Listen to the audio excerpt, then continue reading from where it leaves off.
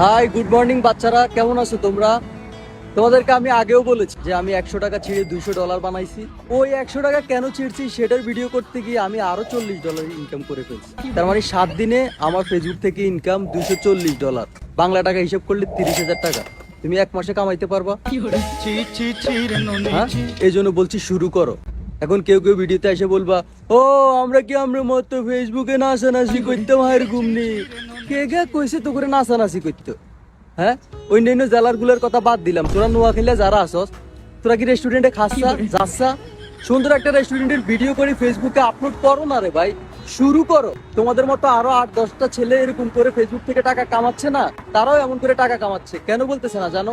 কারণ নজর, মানুষের নজর লাগে যে, নজর বহুত খারাপ। তোমরা হয়তো কেউ কেউ বলতে পারো, ভাই সবাই টাকা দেখায় না, ইনকাম কত করে দেখায় না, আপনি কেন দেখান? কারণ আমি নোয়াখালী, এগুলো আমার কাছে খুচরা টাকা। এই জন্য আমি কত কামাই না কামাই তোমরা জানো না জানো, I don't care about bullshit. Okay, তো এই জন্য আমি বলতেছি ভাই তোমরা কামাও, अच्छा তোমরা আর্ন করো ভাই, ठीक है, समझ ভিডিও गया। করো ভাই প্লিজ। ठीक है ठीक है।